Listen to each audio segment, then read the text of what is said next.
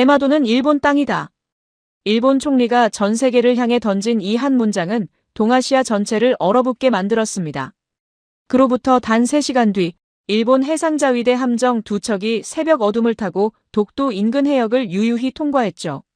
CNN, BBC 모든 외신들이 외교 전쟁이 시작될 거라 예측했어요. 그러나 한국은 움직이지 않았습니다. 성명도 회의도 함대 출동도 없었어요.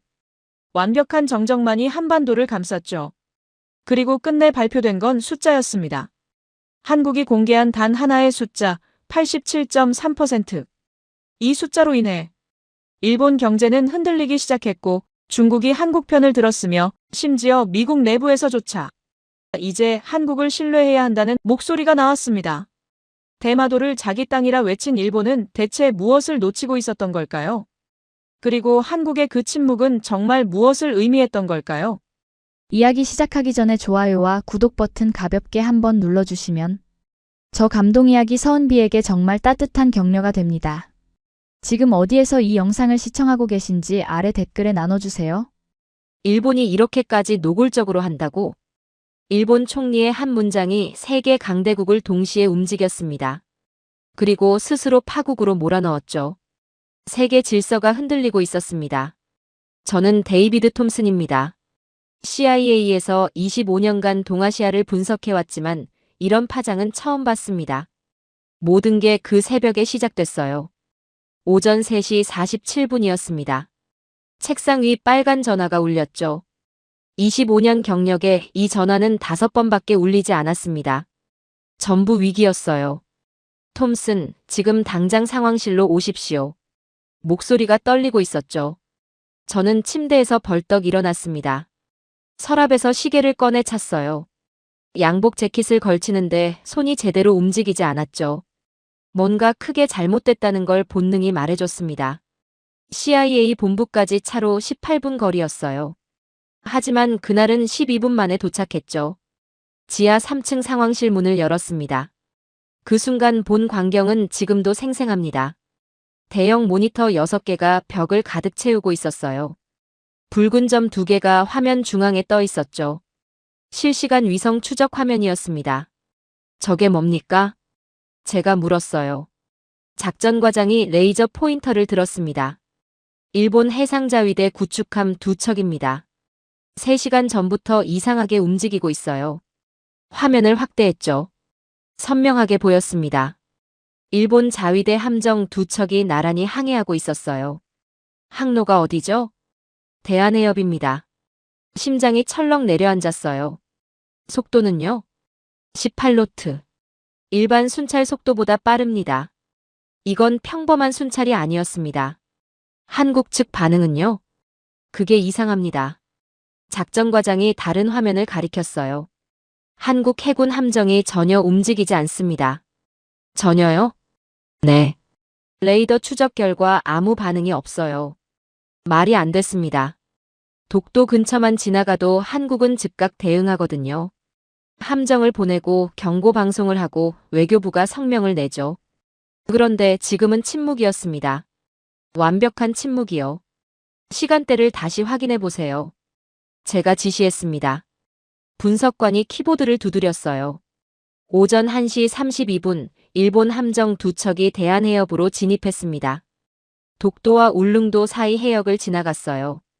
화면에 궤적이 그려졌죠. 붉은 선이 독도를 스쳐 지나갔습니다. 그 민감한 해역을요? 네. 마치 일부러 그런 것처럼 천천히 지나갔습니다. 도발이었어요. 노골적인 도발이었죠. 한국 정부 발표는요? 아무것도 없습니다. 언론은요?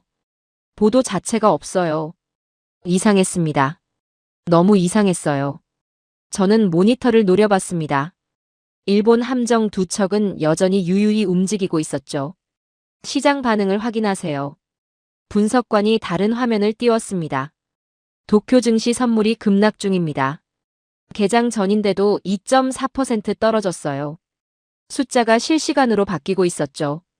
홍콩은요? 1.9% 하락입니다. 상하이는요? 2.1%요. 아시아 전체가 요동치고 있었습니다. 그 순간 알람이 울렸어요. 속보 떴습니다. 누군가 소리쳤죠. 화면이 바뀌었습니다. 일본 방송 화면이었어요. 일본 총리 긴급 기자회견 예정. 오전 7시 30분. 상황실이 술렁이었습니다. 저는 시계를 봤어요. 3시간 반이 남았죠. 이건 계획된 겁니다. 제가 말했어요. 함정 2척을 보낸 건 예고편이었어요. 진짜는 총리 발언입니다. 작전과장이 고개를 끄덕였죠. 그럼 우리는 뭘 준비해야 합니까? 최악의 시나리오를 준비하세요. 저는 커피를 한 모금 마셨습니다. 식어 빠진 커피가 목을 타고 내려갔어요. 3시간을 기다렸습니다. 그 사이 세상은 점점 더 요동쳤죠. 유가가 치솟았습니다. 배럴당 $5가 올랐어요. 해운 보험료도 급등했습니다. 하루 만에 32%나 뛰었죠. 중국 외교부에서 움직임이 있습니다. 분석관이 보고했어요. 어떤 움직임이죠? 대변인이 긴급 브리핑을 준비 중입니다. 러시아는요? 아직 반응 없습니다. 미국 국무부는요? 장관님이 일본 대사를 소환했습니다. 모든 게 동시에 움직이고 있었어요. 그런데 한국만은 여전히 침묵이었습니다. 오전 7시 20분이었습니다. 10분 남았습니다. 누군가 말했죠. 상황실의 모든 사람이 화면을 응시했습니다. 일본 총리가 단상에 올랐어요. 기자들이 카메라를 들었죠. 숨소리조차 들리지 않았습니다. 총리가 원고를 펼쳤어요. 그리고 입을 열었죠. 국민 여러분, 그리고 국제사회 여러분. 목소리가 떨리고 있었습니다. 오늘 저는 역사적 진실을 말씀드리고자 합니다. 심장이 빠르게 뛰었어요. 대마도는 역사적으로 그리고 법적으로 일본의 고유 영토입니다. 순간 상황실이 얼어붙었습니다. 이는 명백한 역사적 사실이며 어떠한 논란의 여지도 없습니다. 제 손에서 커피잔이 떨어질 뻔했어요. 우리 정부는 이를 국제사회에 명확히 천명하는 바입니다. 화면이 꺼졌습니다. 상황실은 완벽한 침묵이었죠. 3초가 지났습니다. 그리고 지옥이 펼쳐졌어요. 모든 모니터에서 동시에 알람이 울렸습니다. 붉은 경고가 화면을 가득 채웠죠. 중국 외교부 성명 나왔습니다. 러시아도 논평 발표했어요. 유가가 폭등하고 있습니다. 도쿄 증시 폭락 중입니다. 목소리들이 겹쳤어요. 저는 메인 화면을 봤습니다. 중국 외교부 대변인이 단상에 서 있었죠. 표정이 굳어 있었어요. 중국 정부는 일본의 일방적 영토 주장을 강력히 규탄합니다. 목소리가 차가웠습니다. 이는 역사를 왜곡하고 지역 평화를 위협하는 중대한 도발입니다. 다른 화면도 확인했어요. 유가는 배럴당 $8가 올랐습니다. 금값도 급등했죠.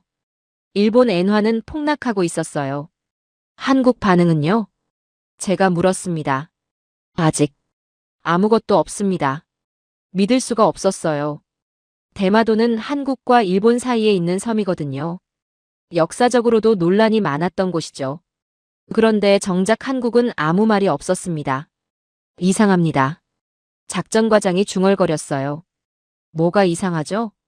한국이 너무 조용해요.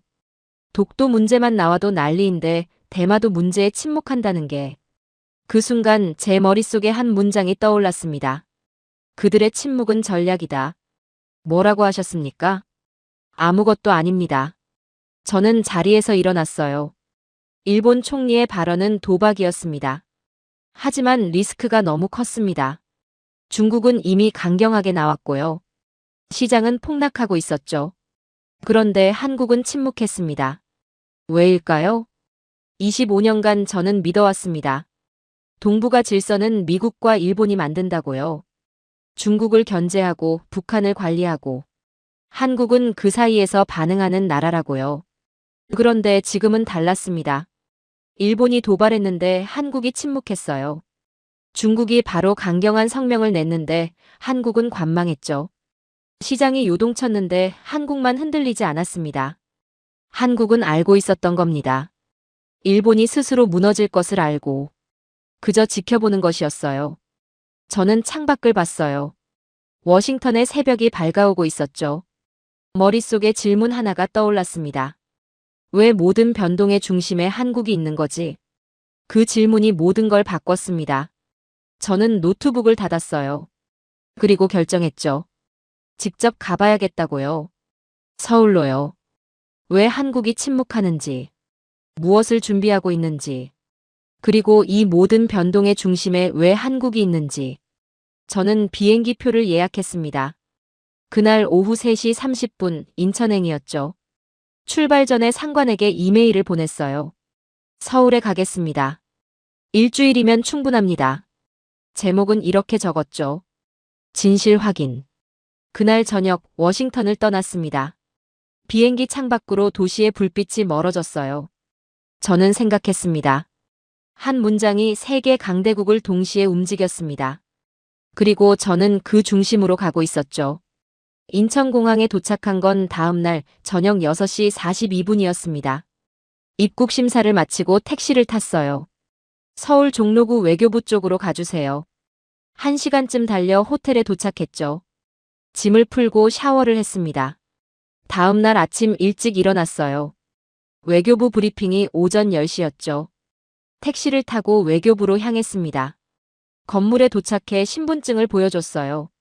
CIA 데이비드 톰슨입니다. 5층 브리핑룸으로 올라갔죠.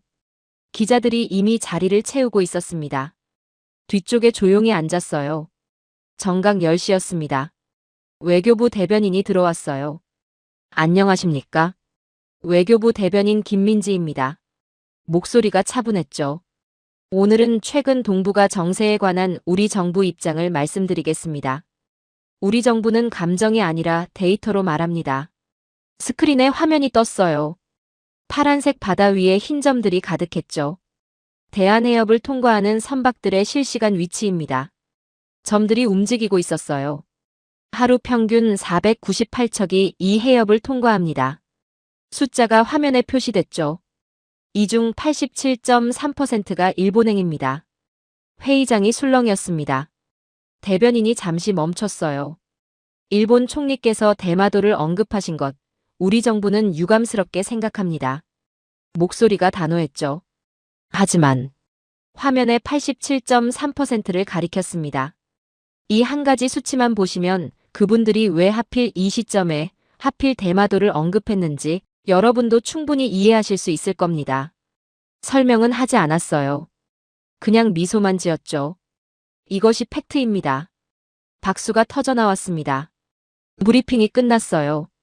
저는 자리에 그대로 앉아 있었습니다. 87.3%. 그 숫자가 머릿속을 떠나지 않았어요. 로비로 나왔죠. 커피를 한 잔 뽑았습니다. 벤치에 앉아서 천천히 마셨어요. 노트북을 꺼냈습니다. 생각을 정리해야 했거든요. 지도를 검색했습니다. 대한해협이 나타났어요. 한국과 일본 사이의 바다였죠. 그 사이에 작은 섬이 보였습니다. 대마도. 일본 총리가 우리 땅이라고 주장한 바로 그 섬이었어요. 잠깐. 저는 다시 생각했습니다. 대마도는 섬입니다. 한국과 일본 사이에 있는 작은 섬이에요. 그런데 대한해협은 바다입니다. 대마도 주변을 지나는 바닷길이죠. 그리고 이 해협의 상당 부분은 한국관할 수역입니다. 일본 선박 87%가 바로 이 바닷길을 지나간다고요? 계산기를 켰어요. 하루 평균 498척. 그중 87.3%면 약 435척. 435척이 매일 한국이 관할하는 바다를 통과한다는 뜻이었죠. 에너지 수송 비율도 확인했습니다. 석유 92%, 천연가스 89%, 석탄 76%. 일본의 생명줄이 전부 이 해협을 통과하는 겁니다. 숨을 깊이 들이켰어요. 만약 이 항로에 문제가 생기면 다른 경로를 찾아야 하겠죠. 지도를 다시 봤습니다. 우회로는 하나뿐이었어요. 일본 남쪽으로 크게 돌아가는 길. 거리를 계산했습니다. 약 1200km 추가. 시간으로는 최소 5일. 비용은 유류비, 인건비, 보험료를 감안하면 선박 한 척당 최소 3배. 하루 435척이면 손가락이 키보드 위에서 빠르게 움직였어요. 하루 손실액이 계산됐습니다. 약 174억 달러. 믿을 수 없는 숫자였죠. 그제야 이해가 됐습니다. 일본이 왜 갑자기 대마도를 주장했는지요. 대마도는 대한해협 한가운데 있는 섬입니다. 만약 그 섬을 확실히 장악하면 해협에 대한 영향력이 커지죠. 바닷길 통제권을 조금이라도 더 확보할 수 있습니다. 일본 입장에선 너무나 중요한 항로니까요. 하루 400척 이상이 의존하는 생명줄이니까요. 역설이었습니다. 일본은 대마도가 자기 땅이라고 주장합니다. 하지만 그 섬 주변 해협은요. 한국이 관할하는 바닷길에 일본이 하루 400척 이상을 보내고 있었던 거예요. 매일요. 에너지 수입의 90%를 이 항로에 의존하면서요. 한국은 이걸 보여준 겁니다. 위협하지 않고요. 군함을 보내지도 않고요. 감정적인 성명도 내지 않고요. 그냥 숫자만 보여줬어요. 보세요. 당신들이 우리 바닷길에 얼마나 의존하는지. 조용하지만 강력한 메시지였습니다. 저는 커피를 다 마셨어요. 이제 이해가 됐습니다. 한국이 왜 이틀간 침묵했는지요. 감정적으로 반응하면 신뢰를 잃습니다. 하지만 데이터로 말하면요. 부정할 수 없죠. 일본도요. 핸드폰이 울렸습니다. 화면을 봤어요. 뉴스 속보였죠. 일본 외무성 긴급 성명 발표. 심장이 빨리 뛰었습니다. 링크를 클릭했어요. 일본 외무성 대변인이 단상에 서 있었죠. 표정이 굳어 있었습니다. 한국이 발표한 데이터에 대해 우리 정부 입장을 밝히겠습니다. 목소리가 차가웠어요. 한국의 해양 데이터는 편향적이며 불완전합니다. 숨을 삼켰죠. 우리는 독자적인 관측 시스템을 통해 정확한 데이터를 보유하고 있습니다. 화면이 바뀌었어요. 일본 측 자료가 나타났습니다. 일본 해상보안청의 공식 통계에 따르면 대한해협 통과 선박 중 일본행은 79.4%입니다.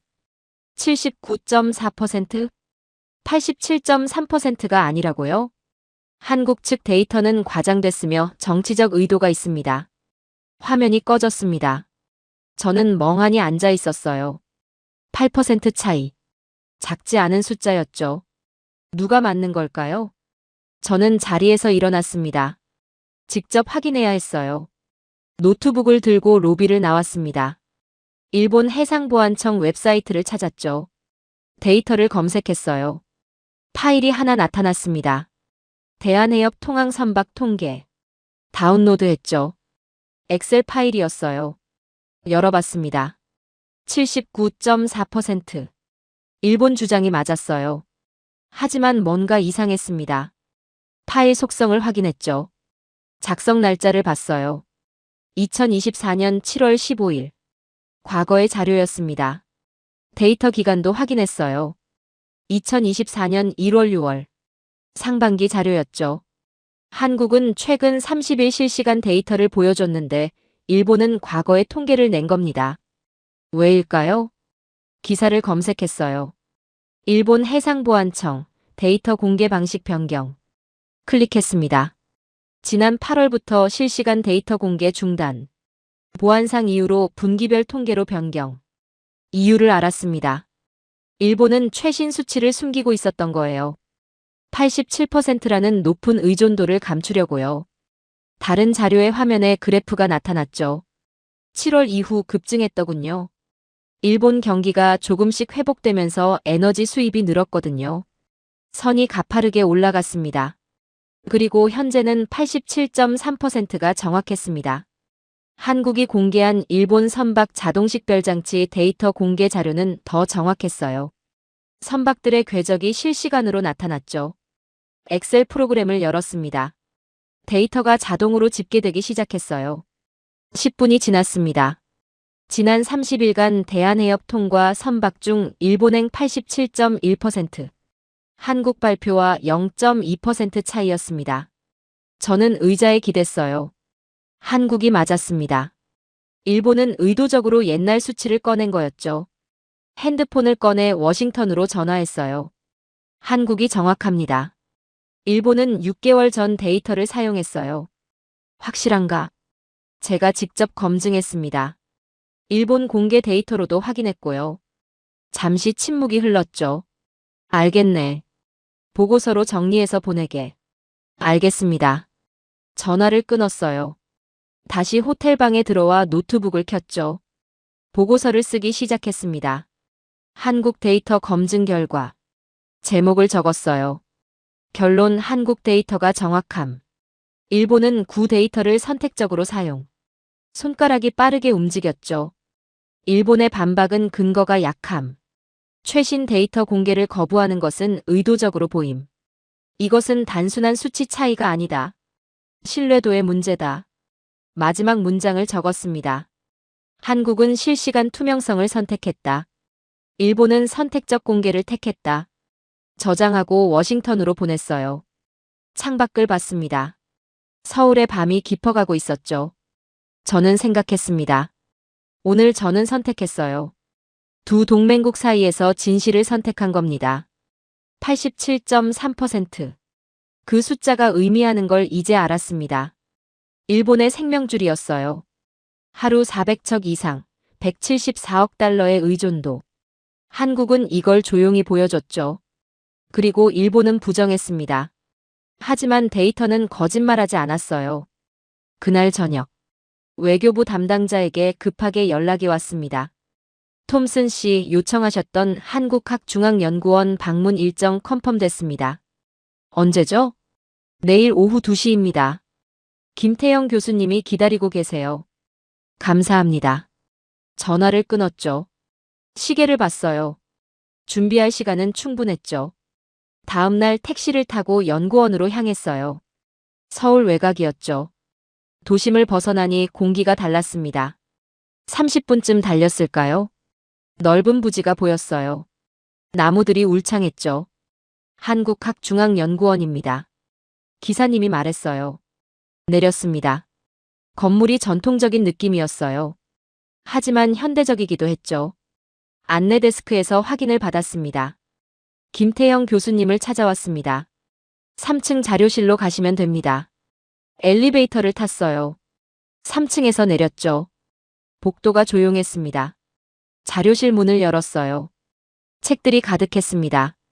천장까지 빼곡하게 꽂혀 있었죠. 한 남자가 책상에 앉아 있었어요. 50대 중반쯤 보였습니다. 톰슨 씨시죠?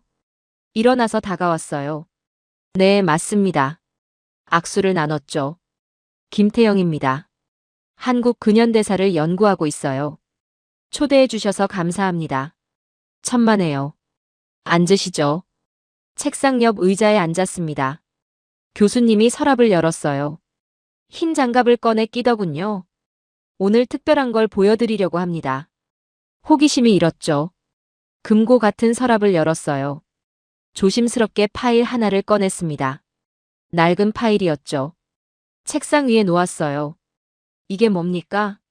19세기 일본 정부가 작성한 해양 지도입니다. 숨을 삼켰어요. 파일을 천천히 열었죠. 누런 종이가 나타났습니다. 세월의 흔적이 역력했어요. 지도였습니다. 한자와 일본어가 빼곡하게 적혀 있었죠. 여기를 보세요. 교수님이 돋보기를 건넸어요. 지도의 한 부분을 가리켰습니다. 확대해서 봤죠. 글씨가 흐릿했지만 읽을 수 있었어요. 대마도. 목소리가 떨렸습니다. 조선 송령. 믿을 수가 없었어요. 이게 진짜입니까? 탄소 연대 측정을 했습니다. 1870년대 문서가 맞아요. 손이 떨렸죠. 일본 정부가 이걸 인정했단 말입니까? 당시엔 그랬죠. 증거가 더 있습니다.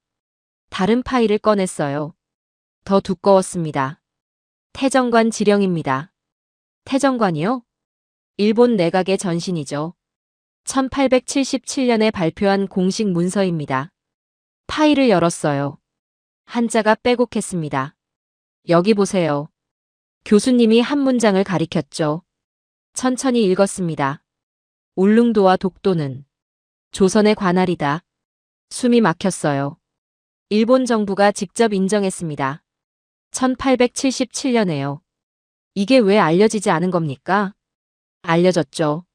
하지만 일본은 무시했어요. 교수님이 한숨을 쉬었습니다. 정치가 역사를 덮었던 거죠. 저는 문서를 다시 봤어요.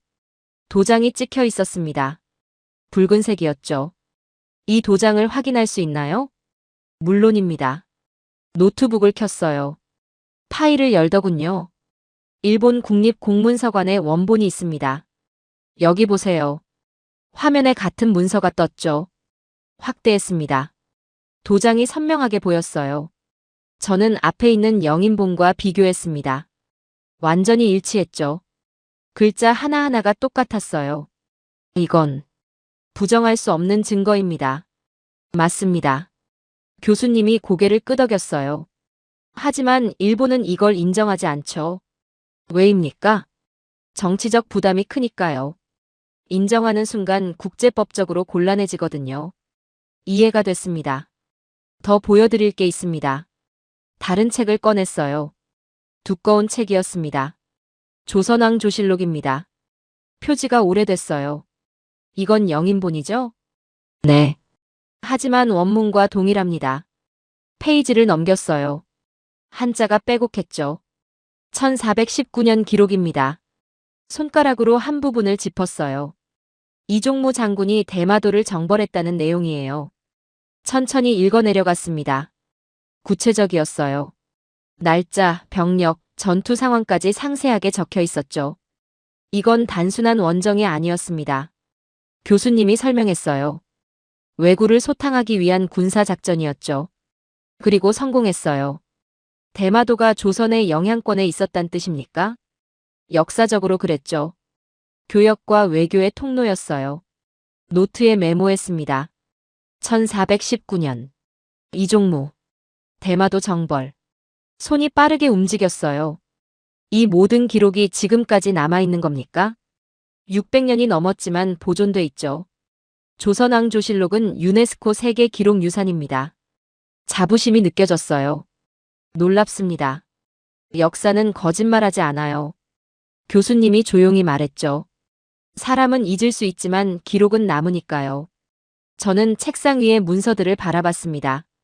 지도, 태정관 지령, 조선왕조실록, 세 개의 증거였죠.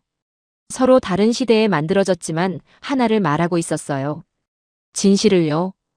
이 자료들을 국제사회에 공개할 계획입니까? 이미 공개돼 있습니다. 그런데도 일본은 부인하는군요. 정치는 증거보다 강하니까요. 씁쓸했습니다. 하지만 시간은 진실 편이에요. 교수님이 미소 지었죠. 언젠가는 인정받을 겁니다. 저는 다시 문서를 봤어요. 붉은 도장이 눈에 들어왔죠. 1877년. 일본 정부가 직접 찍은 도장이었습니다. 이건 종이가 아니군요. 제가 중얼거렸어요. 맞습니다. 교수님이 대답했죠. 이건 기억입니다. 그 말이 가슴에 와닿았어요. 기억. 지워지지 않는 기억이었죠. 커피 한 잔 하시겠어요? 감사합니다. 교수님이 일어나 커피를 내렸어요. 따뜻한 잔을 건네받았죠. 한 모금 마셨습니다. 쓴맛이 입안에 퍼졌어요. 톰슨 씨는 왜 이 문제에 관심을 갖게 됐나요? 일본 총리 발언 때문입니다. 아, 대마도 건이요. 네. 제가 25년간 이 지역을 분석했지만 이런 파장은 처음이었어요. 당연하죠. 역사를 건드렸으니까요. 교수님이 창밖을 봤어요. 역사는 지뢰밭입니다. 한 발만 잘못 디디면 폭발하죠. 일본은 왜 이런 모험을 했을까요? 국내 정치 때문이겠죠. 지지율이 떨어지니까 민족주의 카드를 꺼낸 겁니다. 하지만 리스크가 너무 큽니다. 그들도 알았을 거예요. 하지만 한국이 이렇게 나올 줄은 몰랐겠죠. 어떻게 나왔죠? 침묵으로요. 교수님이 웃었어요. 감정적으로 대응하지 않았어요. 대신 데이터를 내놨죠. 그게 더 강력했습니다. 맞아요. 숫자는 거짓말하지 않으니까요. 저는 커피를 다 마셨어요. 교수님, 한 가지 더 물어봐도 될까요? 물론입니다. 이 모든 증거가 있는데도 왜 국제사회는 움직이지 않았나요? 교수님이 한숨을 쉬었어요. 힘의 논리 때문이죠. 일본은 강대국입니다. 경제력도 크고 미국의 동맹국이기도 하고요. 그럼 진실은 힘보다 약한 겁니까? 과거엔 그랬죠. 하지만 지금은 달라졌어요. 뭐가 달라졌죠? 정보의 시대가 왔으니까요. 교수님이 노트북을 가리켰어요. 이제 누구나 자료를 확인할 수 있어요. 국경도 없고 검열도 어렵죠. 이해가 됐습니다. 그래서 한국이 데이터를 공개한 거군요. 정확합니다. 세계가 직접 판단하게 한 거죠. 저는 고개를 끄덕였어요. 현명한 전략입니다. 한국은 배웠어요. 소리치는 것보다 보여주는 게 낫다는 걸요. 시계를 봤습니다. 오후 4시였어요. 2시간이나 지났더군요. 감사합니다, 교수님. 많이 배웠습니다. 도움이 됐다니 다행이에요. 일어나서 악수를 나눴죠. 이 자료들 사진 찍어도 될까요? 물론입니다. 공개된 자료니까요. 핸드폰을 꺼냈어요. 지도를 찍었습니다. 태정관 지령도 찍었죠. 조선왕조실록 페이지도 찍었어요. 필요하면 언제든 연락하세요. 명함을 건네받았습니다. 연구실을 나왔어요. 복도를 걸으며 생각했죠. 600년 전 기록이 오늘의 과학과 만났습니다. 역사가 데이터가 되고 데이터가 무기가 됐죠. 건물 밖으로 나왔어요. 해가 기울고 있었습니다. 택시를 탔죠. 호텔로 가주세요. 차 안에서 핸드폰을 꺼냈어요. 찍어둔 사진들을 확인했습니다. 선명했어요. 도장의 윤곽까지 다 보였죠. 이건 증거였습니다. 부정할 수 없는 증거였어요. 호텔에 도착했습니다. 방으로 들어가 노트북을 켰죠. 사진들을 업로드했어요. 보고서에 첨부했습니다. 그리고 문장을 추가했죠. 진실은 오래 묻혀도 지워지지 않는다. 손가락이 키보드 위에서 춤췄어요. 붉은 잉크 자국 하나가 역사를 증명했다. 문장이 완성됐습니다. 저장했어요. 창밖을 봤습니다. 서울의 밤이 깊어가고 있었죠. 불빛들이 반짝였어요. 저는 생각했습니다. 데이터가 역사와 만나는 순간을 봤어요. 과학이 기억을 증명하는 장면을 목격했죠. 한국은 2개의 무기를 가지고 있었습니다. 첨단 기술과 오랜 기록이요. 둘 다 진실을 말하고 있었어요. 그리고 세계가 듣기 시작했죠. 서울로 돌아와 3일을 더 보냈습니다. 외교부 자료를 읽고 전문가들을 만났죠. 하지만 뭔가 부족했어요. 데이터는 봤습니다. 시스템도 확인했죠. 그런데 실체가 궁금했습니다. 한국의 침묵 뒤에는 무엇이 있을까요? 그리고 그날 저녁이었습니다. 외교부에서 기다리던 연락이 왔어요. 톰슨 씨, 부산 해군기지 방문이 가능합니다. 심장이 뛰었죠. 언제 갈 수 있죠? 내일 오전 10시 KTX를 예약해드렸습니다. 다음 날 서울역에 도착했어요. 플랫폼에 열차가 서 있었죠. 깔끔한 흰색 차체였습니다. 자리에 앉았어요. 열차가 출발했죠. 속도가 붙기 시작했습니다. 창밖으로 풍경이 빠르게 지나갔어요. 2시간 반이 걸렸습니다. 부산역에 내렸죠. 바다 냄새가 났습니다. 짠 공기가 폐를 채웠어요. 역 앞에 차가 대기하고 있었습니다. 톰슨 씨시죠? 해군 작전사령부에서 나왔습니다. 젊은 장교였어요. 감사합니다. 차에 올랐죠. 30분쯤 달렸습니다. 해안도로를 따라갔어요. 바다가 옆으로 펼쳐졌죠. 파도가 부서지고 있었습니다. 그리고 보였어요. 해군 기지였습니다. 거대한 회색 함선들이 부두에 정렬돼 있었죠. 숨이 멎었습니다. 미국 해군에서도 이런 광경은 자주 보지 못했거든요. 구축함이 5척이나 보였어요. 전부 최신형이었죠. 차가 멈췄습니다. 도착했습니다. 내렸어요. 부두가 내려다 보였죠. 함선들이 더 가까이 보였습니다. 장교 한 명이 다가왔어요. 톰슨 씨 환영합니다. 저는 이준혁 소령입니다. 악수를 나눴죠. 이렇게 초대해 주셔서 감사합니다. 천만에요. 이쪽으로 오시죠. 그를 따라갔습니다. 부두를 걸었어요. 함선이 점점 가까워졌죠. 압도적이었습니다. 높이가 20m는 좋게 넘어 보였어요. 세종대왕급 구축함입니다. 소령이 설명했죠. 배수량 10,000톤급이고요. 이지스 시스템을 탑재하고 있습니다. 저는 고개를 들어 함선을 바라봤어요. 레이더가 천천히 회전하고 있었죠. 승선하시겠습니까? 물론입니다. 사다리를 올라갔어요. 갑판에 섰습니다. 발밑으로 바다가 출렁였죠. 관제실로 안내하겠습니다. 계단을 내려갔어요. 복도가 좁았습니다. 하지만 깨끗했죠. 문을 열었어요. 관제실이었습니다. 벽면 전체가 스크린으로 채워져 있었어요. 해양관측원에서 본 것보다 더 정교했죠. 여기가 작전 통제실입니다. 소령이 설명했어요. 모든 정보가 실시간으로 들어옵니다. 한 스크린에 접근했죠. 이게 K마린 3.0 시스템입니다. 화면에 3차원 지도가 떠 있었어요. 대한해협이 생생하게 표현돼 있었죠. 확대해 볼까요? 그가 터치패드를 조작했습니다. 지도가 확대됐어요. 놀라웠습니다. 개별 선박들이 전부 표시돼 있었거든요. 각 선박의 정보를 실시간으로 추적합니다. 한 점을 클릭했죠. 정보창이 떴어요. 선박 이름, 국적, 속도, 방향, 화물까지 전부 나와 있었습니다. 정확도는 어느 정도죠? 제가 물었어요. 99.8%입니다. 소령이 자신있게 대답했죠. 저는 숨을 들이켰습니다. 미국 해군 시스템도 이 정도는 아니었거든요. 인공지능이 위험 요소를 자동으로 분석합니다. 다른 화면을 보여줬어요. 붉은색으로 표시된 구역이 있었죠.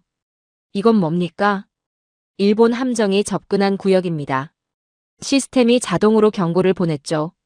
실시간으로요? 네. 1초 단위로 업데이트됩니다. 믿기지 않았어요. 이 시스템을 언제부터 운용했나요? 3년 전부터입니다. 그제야 이해가 됐죠. 한국이 왜 침묵했는지요. 이미 다 보고 있었거든요. 일본 함정 두 척이 언제 어디로 움직였는지요. 실시간으로 추적하고 있었던 겁니다. 놀랍습니다. 제가 말했어요. 소령이 미소 지었죠. 우린 큰 소리로 위협하지 않습니다. 대신 보이지 않는 바다를 지킵니다. 그 말이 가슴에 박혔습니다. 다른 시스템도 보여드릴까요? 부탁드립니다. 그는 다른 콘솔로 이동했어요. 이건 수중 음향 탐지 시스템입니다. 화면에 파형이 나타났죠. 잠수함의 움직임을 포착합니다. 탐지 범위는요? 반경 300km입니다. 엄청난 범위였어요. 정확도는요? 95% 이상이죠. 저는 노트를 꺼냈습니다. 메모를 시작했어요.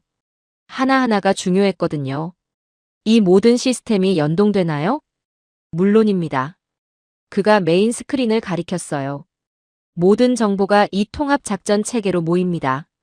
위성, 레이더, 음향, 선박 추적, 전부요. 화면이 여러 개로 분할됐죠. 각각 다른 정보를 보여주고 있었습니다. 인공지능이 이 모든 걸 분석해서 위협 수준을 판단합니다. 자동으로요? 네. 하지만 최종 결정은 사람이 내립니다. 안심이 됐어요. 이 시스템을 개발한 건 누구죠? 한국 방산업체와 해군이 공동 개발했습니다. 5년이 걸렸죠. 자부심이 느껴졌습니다. 저는 스크린을 다시 봤어요. 대한해협이 실시간으로 움직이고 있었죠. 선박들이 규칙적으로 지나갔습니다. 일본 함정은 지금 어디 있나요? 소령이 화면을 조작했어요. 여기입니다. 붉은 점 2개가 표시됐죠. 일본 영해 안쪽이었습니다. 사흘 전보다 움직임이 줄었네요. 맞습니다. 우리가 데이터를 공개한 이후로 조용해졌죠. 그 말에 고개가 끄덕여졌어요. 한국은 대응하지 않은 게 아니었습니다. 이미 완벽하게 대응하고 있었던 거예요. 데이터로요. 관제실 밖으로 나가볼까요? 좋습니다. 복도를 따라 걸었어요. 갑판으로 올라갔죠. 바람이 불어왔습니다. 바다 냄새가 더 짙었어요. 난간에 기댔죠. 수평선이 보였습니다. 저 너머에 일본이 있겠죠. 이 함선은 몇 척이나 운용 중입니까? 세종대왕급은 3척입니다. 차세대 구축함도 건조 중이고요. 차세대요? KDDX 프로젝트입니다. 더 강력하고 정밀해질 겁니다. 미래가 기대됐어요. 소령님, 한 가지 물어봐도 될까요? 말씀하세요. 왜 한국은 일본 도발에 즉각 반응하지 않았나요? 데이터 공개까지 이틀이나 걸렸잖아요. 소령이 잠시 생각했어요. 그리고 대답했죠. 우린 반응하지 않았던 게 아닙니다. 확인하고 있었죠. 확인이요? 네. 모든 데이터를 검증하고 국제 기준에 맞춰 정리했어요. 감정적으로 대응하면 신뢰를 잃으니까요. 그 말이 명쾌했습니다. 그래서 이틀이 걸렸군요. 정확합니다. 우린 빠른 대응보다 정확한 대응을 선택했죠. 저는 바다를 바라봤어요. 파도가 끊임없이 밀려왔습니다. 그리고 깨달았죠. 한국은 반응하는 국가가 아니었어요. 예측하는 국가였습니다. 이미 모든 걸 보고 있었고 준비하고 있었죠. 침묵은 약함이 아니었습니다. 여유였어요. 진짜 강자만이 보일 수 있는 태도였죠. 감사합니다, 소령님. 도움이 됐다니 다행입니다. 함선에서 내렸어요. 부두를 걸으며 뒤를 돌아봤죠. 거대한 함선들이 조용히 서 있었습니다. 소리치지 않았어요. 위협하지도 않았죠. 하지만 바다를 통제하고 있었습니다. 보이지 않는 눈으로요. 차를 타고 돌아왔어요. 기차역까지 가는 동안 창밖을 봤죠. 부산 시내가 평화로웠습니다. 사람들이 웃고 있었어요. 아이들이 뛰어다녔죠. 이 평화가 어떻게 지켜지는지 이제 알았습니다. 조용한 함대가 바다를 지키고 있었던 거예요. KTX에 올랐습니다. 서울로 돌아가는 길이었죠. 창밖으로 산이 지나갔어요. 터널을 통과했죠. 저는 생각했습니다. 25년간 저는 힘을 분석해왔어요. 군사력, 경제력, 외교력을요. 하지만 놓친 게 있었습니다. 정보력이요. 정확한 데이터를 가진 나라가 진짜 강한 나라였던 겁니다. 한국은 그걸 알고 있었어요. 그래서 시스템에 투자했죠. 기술을 개발했고요. 침묵으로 일관했습니다. 소리칠 필요가 없었으니까요. 서울역에 도착했습니다. 플랫폼에 내렸어요. 사람들이 분주하게 움직이고 있었죠. 저는 그들을 바라봤습니다. 평범한 일상이었어요. 하지만 이 일상을 지키는 건 평범하지 않았습니다. 첨단 기술과 냉철한 전략이었죠. 서울에서 열흘째였습니다. 호텔방에서 노트북을 켰어요. 이메일이 쌓여 있었죠. 워싱턴에서 온 메시지들이었습니다. 첫 번째를 열었어요. 톰슨, 상황이 급변하고 있다. 즉시 보고 바람. 상관이 보낸 거였죠. 두 번째 메일을 열었습니다. 일본 엔화 폭락 중. 긴급 대책회의 소집. 세 번째도 확인했어요. 중국이 한국 데이터를 공식 인용. 확인 필요. 심장이 빠르게 뛰었습니다. 뉴스 사이트를 켰어요. 헤드라인이 눈에 들어왔죠. 일본 엔화 하루 만에 4.7% 급락. 기사를 클릭했습니다. 도쿄 외환시장이 패닉 상태라고 했어요. 투자자들이 엔화를 팔아치우고 있었죠. 다른 기사도 확인했습니다. 중국 외교부, 한국 해양 데이터 공식 인용. 믿을 수가 없었어요. 중국과 한국이 역사 문제로 갈등을 빚어온 걸 알고 있었거든요. 그런데 지금은 한국 편을 들고 있었습니다. 기사 내용을 읽었어요. 중국 외교부 대변인은 기자회견에서 한국의 해양 관측 자료가 가장 정확하다고 평가하며 안정적 데이터 파트너라고 표현했다. 손이 떨렸습니다. 더 찾아봤어요. 미국 언론도 보도하고 있었죠. 한국의 정보 신뢰도 일본 앞질러. 워싱턴 포스트 기사였습니다. 미국 국방부 내부 평가에서 한국의 해양 정보 신뢰도가 일본을 초과했다는 분석이 나왔다. 이건 공식 보도였어요. 제가 작성한 보고서가 아니었죠. 독자적인 평가였습니다.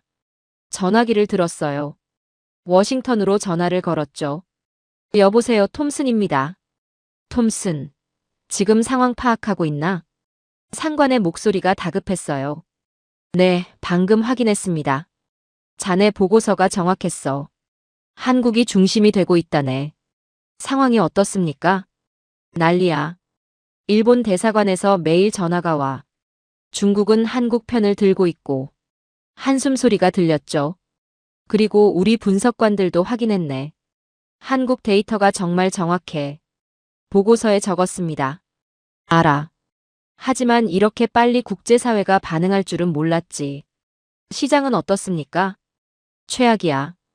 일본 증시가 사흘 연속 하락 중이고 엔화는 계속 떨어지고 있어. 숫자를 말해줬어요. 생각보다 심각했습니다. 일본 정부 반응은요? 침묵이야.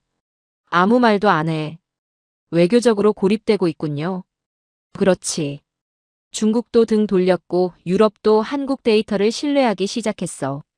미국은 어떤 입장입니까? 잠시 침묵이 흘렀어요. 그게 복잡해. 복잡하다니요? 일본은 우리 동맹국이야. 하지만 한국도 동맹국이지. 그래서요? 균형을 잡아야 해. 어느 한쪽 편을 들 수 없거든. 이해가 됐습니다. 하지만 데이터는 거짓말하지 않습니다. 알아. 그래서 곤란한 거야. 전화기 너머로 한숨이 들렸어요. 자네는 언제 돌아오나? 며칠 더 있겠습니다. 왜지? 아직 확인할 게 남았습니다. 뭔데? 진실입니다. 상관이 웃었어요. 자네답군. 조심해서 돌아오게. 알겠습니다. 전화를 끊었죠. 노트북으로 돌아왔습니다. 국제금융 사이트를 확인했어요.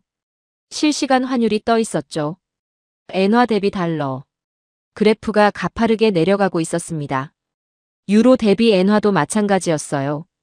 시장이 일본을 신뢰하지 않는다는 뜻이었죠. 다른 탭을 열었습니다. 일본 증시였어요. 니케이 지수가 붉은색이었죠. 3.2% 하락이었습니다. 사흘 연속이면 누적 낙폭이 상당했어요. 계산기를 두드렸습니다. 약 9%였죠. 조단위 손실이었습니다. 중국 증시도 확인했어요. 상하이는 소폭 하락이었지만 심각하진 않았죠. 한국 증시를 봤습니다. 코스피는 오히려 올라 있었어요. 0.8% 상승이었죠. 대조적이었습니다. 뉴스를 더 찾아봤어요. 로이터 기사가 떴습니다. 한국 모델, 새로운 기준이 되나. 부제가 인상적이었어요. 데이터 외교의 승리. 기사를 읽었죠. 한국은 감정적 대응 대신 과학적 데이터로 국제사회를 설득하고 있다. 이는 21세기 외교의 새로운 모델로 평가받고 있다. 국제해사기구는 한국의 해양 관측 시스템을 아시아 표준으로 검토 중이다. 일본의 전통적 외교 방식이 도전받고 있으며 중국조차 한국의 데이터를 신뢰하는 상황이다. 저는 의자에 기댔어요. 25년간 봐온 질서가 변하고 있었습니다. 힘의 균형이 아니었어요. 정보의 신뢰도였죠. 한국은 그걸 증명했습니다. 핸드폰이 울렸어요. 외교부 담당자였습니다. 톰슨 씨, 내일 국제 포럼이 있습니다. 참석하시겠어요? 어떤 포럼이죠? 코엑스에서 열려요. 해양 안보와 데이터 신뢰성에 관한 국제 세미나입니다. 참석하겠습니다. 오전 10시입니다. 초청장 이메일로 보내드릴게요. 감사합니다. 전화를 끊었죠. 창밖을 봤습니다. 서울 시내가 평화로웠어요. 하지만 세계는 요동치고 있었죠. 그 중심에 이 도시가 있었습니다. 저는 노트북을 열었어요. 보고서를 수정하기 시작했습니다. 우리가 알고 있던 균형은 끝났습니다.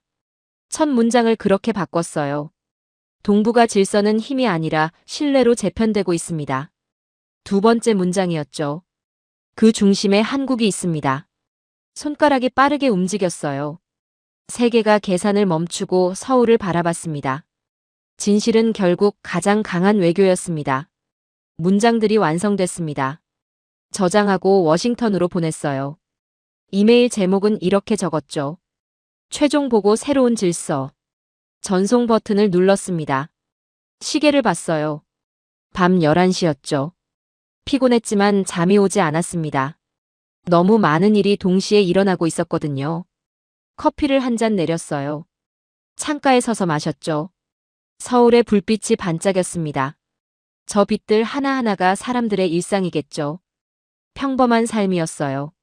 하지만 그 일상을 지키는 건 평범하지 않았습니다. 데이터였고 기술이었고 진실이었죠. 한국은 소리치지 않았습니다. 위협하지도 않았어요. 대신 보여줬죠. 숫자로, 기록으로, 시스템으로요. 그리고 세계가 고개를 끄덕였습니다. 믿을 수 있다고요. 사흘 뒤였습니다. 예상치 못한 전화가 왔어요. 톰슨 씨, 도쿄에서 연락이 왔습니다. 외교부 담당자였죠. 도쿄요? 네. 일본 외무성에서 면담을 요청했습니다. 가슴이 철렁했어요. 무슨 이유죠? 구체적으로는 모르겠습니다. 하지만 중요한 것 같아요. 미국의 의견과 도움이 필요하다고 했습니다. 거절할 수 있나요? 물론입니다. 하지만 말끝을 흐렸죠. 알겠습니다. 일단 가겠습니다. 내일 오후 3시 비행기 예약해드렸습니다. 전화를 끊었어요. 불안했습니다. 왜 일본이 저를 부르는 걸까요? 다음 날 김포공항에서 비행기를 탔어요.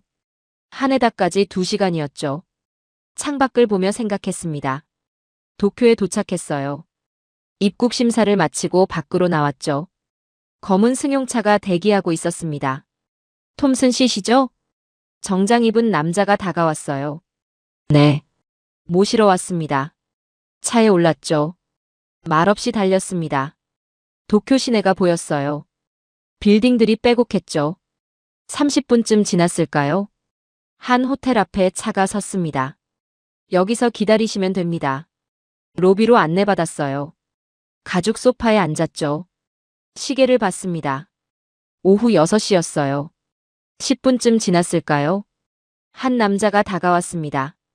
50대 초반쯤 보였어요. 정장이 고급스러웠죠. 톰슨 씨, 오시느라 수고하셨습니다. 일어나서 악수를 나눴어요. 저는 사토 켄지입니다. 외무성 동북아 담당관이죠. 만나서 반갑습니다. 이쪽으로 오시죠. 그를 따라갔습니다. 엘리베이터를 타고 20층으로 올라갔어요. 복도를 걸어 한 방으로 들어갔죠. 스위트룸이었습니다. 창밖으로 도쿄 야경이 펼쳐졌어요. 앉으시죠. 소파에 앉았습니다. 사토가 마주 앉았어요. 먼 길 오셨는데 바로 본론으로 들어가겠습니다. 말씀하세요. 일본이 중국과 한국 사이에서 곤란해진 상황에 톰슨 씨의 보고서를 봤습니다. 정확하더군요. 심장이 빨리 뛰었어요. 어떻게 그걸? 방법은 중요하지 않습니다.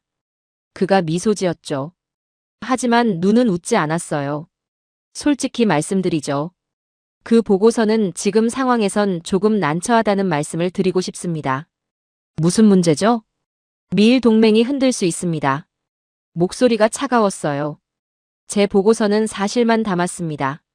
사실이 언제나 도움이 되는 건 아니죠. 테이블 위에 흰 봉투를 내려놨어요. 이게 뭡니까? 당신의 경력을 위한 제안입니다. 그리고 부탁입니다. 봉투를 밀었죠. 저는 쳐다보지도 않았어요. 저는 매수될 사람이 아닙니다. 매수라니요. 오해입니다. 사토가 손을 저었어요. 이건 협력의 제안입니다. 협력요? 네. 당신의 보고서를 수정해 주시면 됩니다. 어떻게 수정하라는 겁니까? 한국의 데이터를 과대평가했다는 내용으로요. 숨이 막혔습니다. 그건 거짓말입니다. 관점의 차이죠.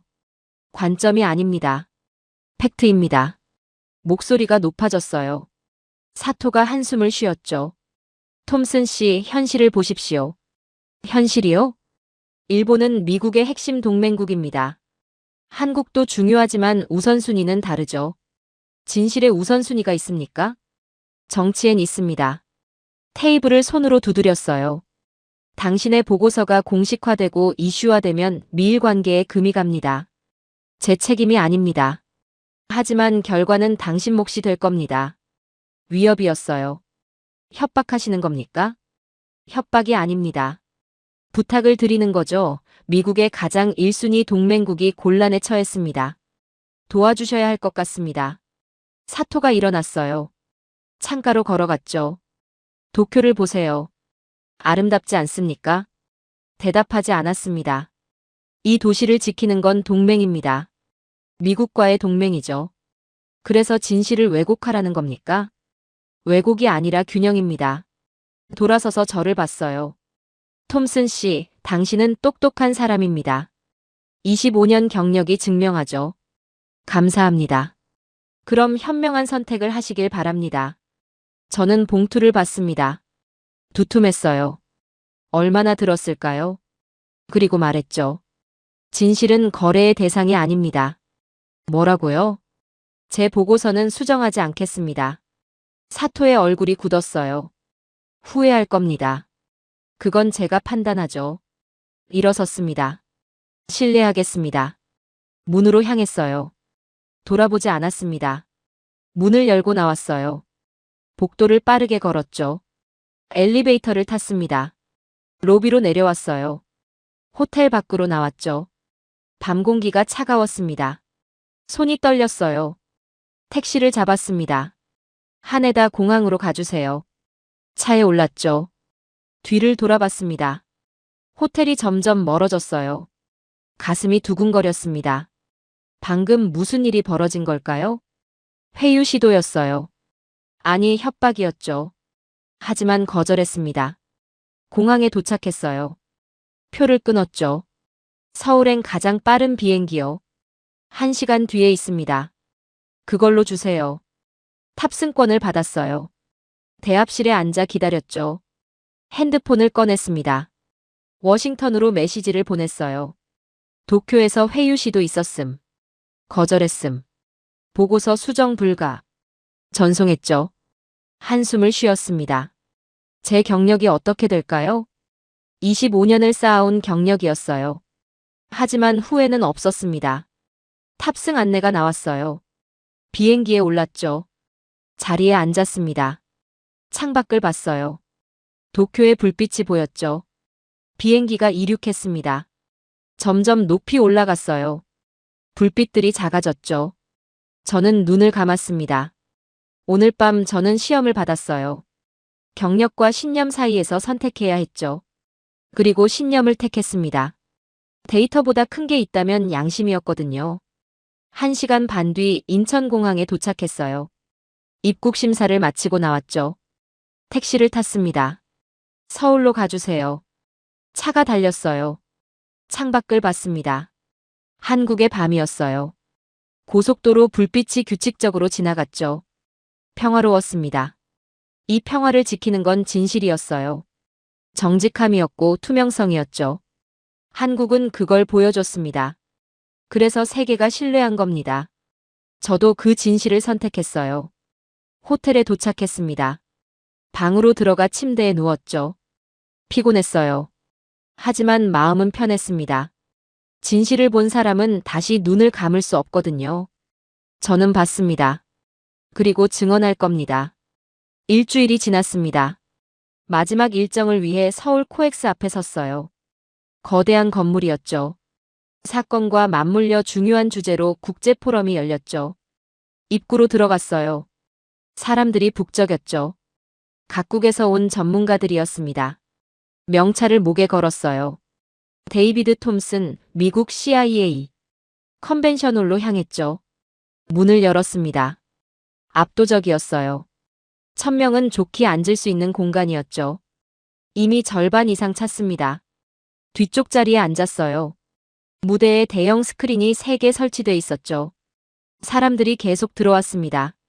일본 사람들도 보였어요. 중국 대표단도 있었죠. 정각 10시였습니다. 조명이 어두워졌어요. 스포트라이트가 무대를 비췄죠. 사회자가 나왔습니다. 안녕하십니까? 오늘 동북아 해양 안보와 데이터 신뢰성 국제 포럼을 시작하겠습니다. 박수가 터져 나왔어요. 첫 번째 발표는 한국학중앙연구원 AI 융합연구팀입니다. 무대로 3사람이 올라왔죠.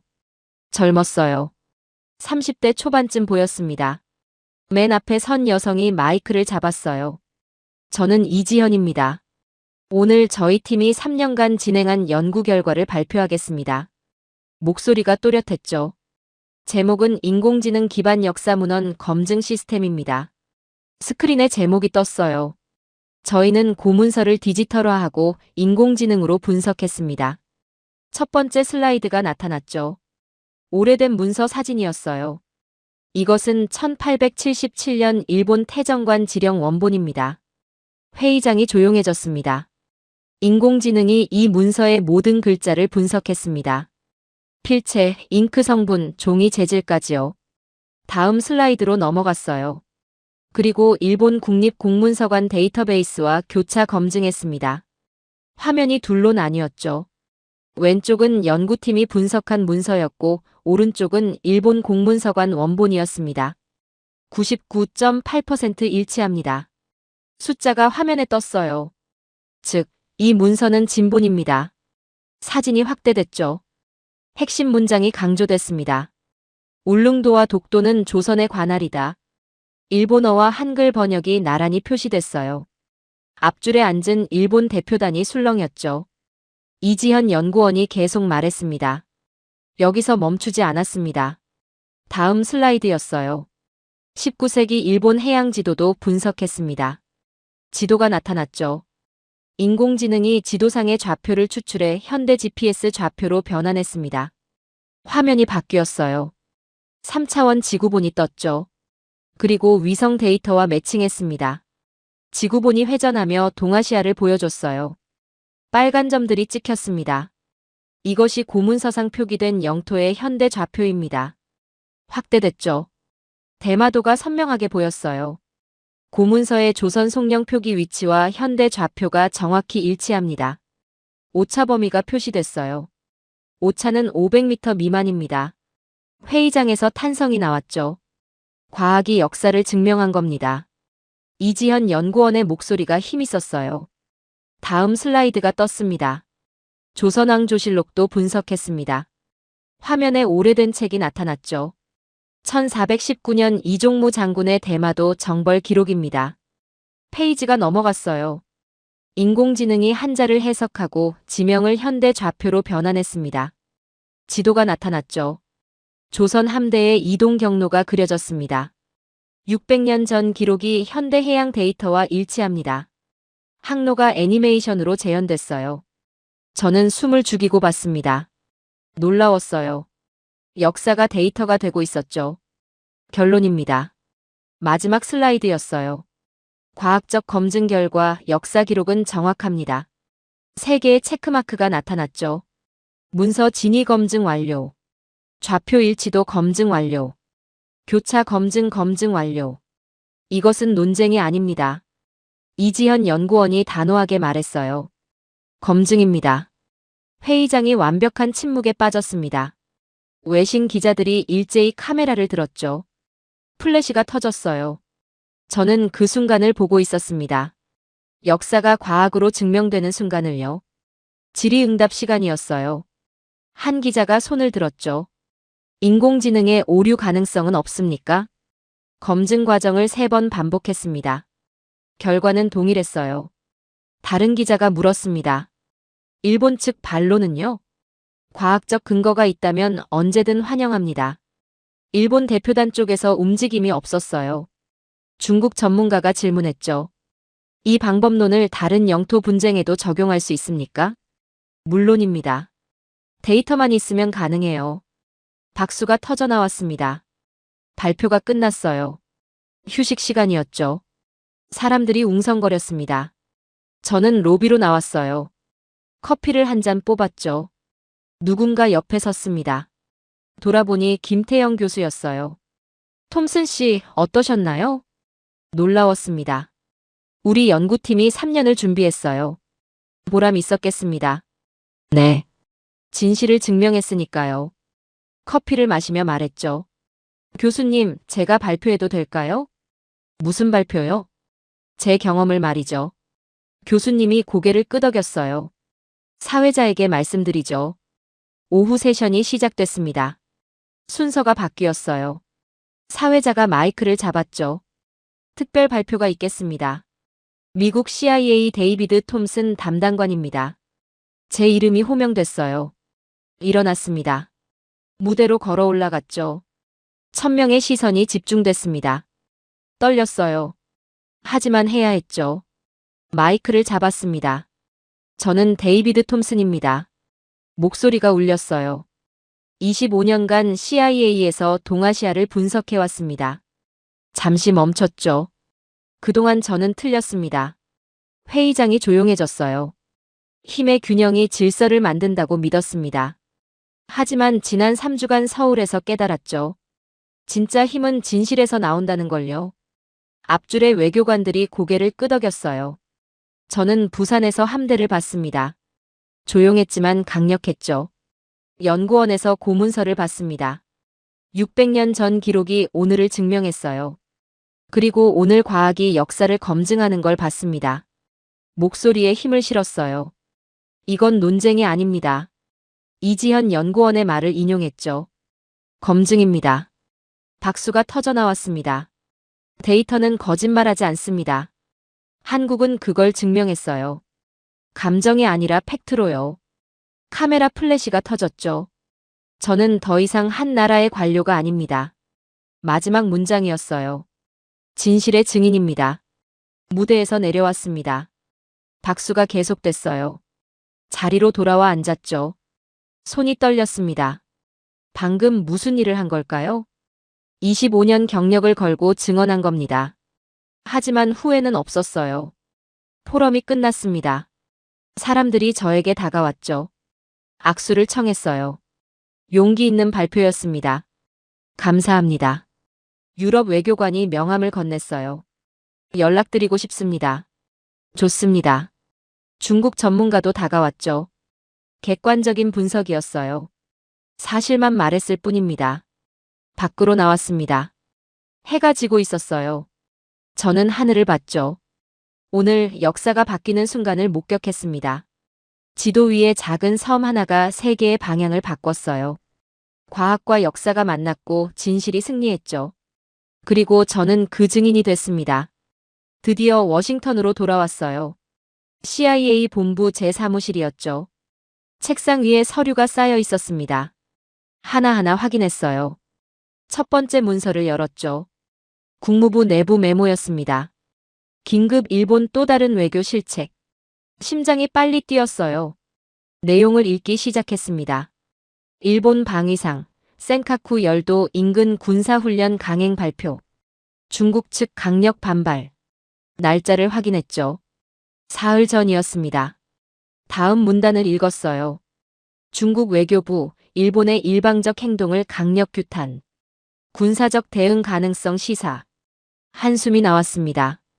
일본이 또 한 번 긴장을 고조시킨 겁니다. 두 번째 문서를 펼쳤어요. CIA 내부 분석 보고서였죠. 동북아 정세 긴급평가. 페이지를 넘겼습니다. 일본의 연이은 강경 대응으로 지역 불안정성 심화. 대마도 발언에 이은 센카쿠 훈련 강행은 고전적 민족주의 방식의 반복. 밑줄 친 문장이 있었어요. 동북아 균형을 깨뜨리는 주체가 일본이라는 인식 확산 중. 다음 페이지였죠. 일본 신뢰도 지속 하락. 엔화 가치 추가 하락 7.2%. 외국인 투자 감소세 지속. 숫자가 명확했습니다. 세 번째 서류를 꺼냈어요. 워싱턴 내부 회람 한국 신뢰도 재평가. 제목만 봐도 심상치 않았죠. 내용을 확인했습니다. 일본의 예측 불가능한 행보로 인해 동북아 전략 파트너 재검토 필요성 대두. 한국의 데이터 기반 접근 방식이 더 신뢰할 만하다는 평가 증가. 다음 문단이었어요. 국방부, 국무부, CIA 내부에서 한국 중심의 정보 협력 강화 의견 다수. 공식 문서는 아니었습니다. 하지만 내부적으로 흐름이 바뀌고 있었죠. 네 번째 문서를 열었어요.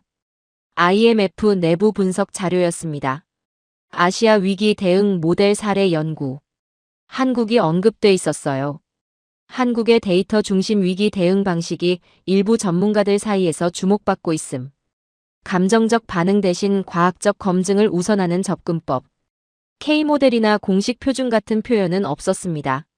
하지만 언급됐다는 것 자체가 의미 있었죠. 핸드폰이 울렸어요. 상관이었습니다.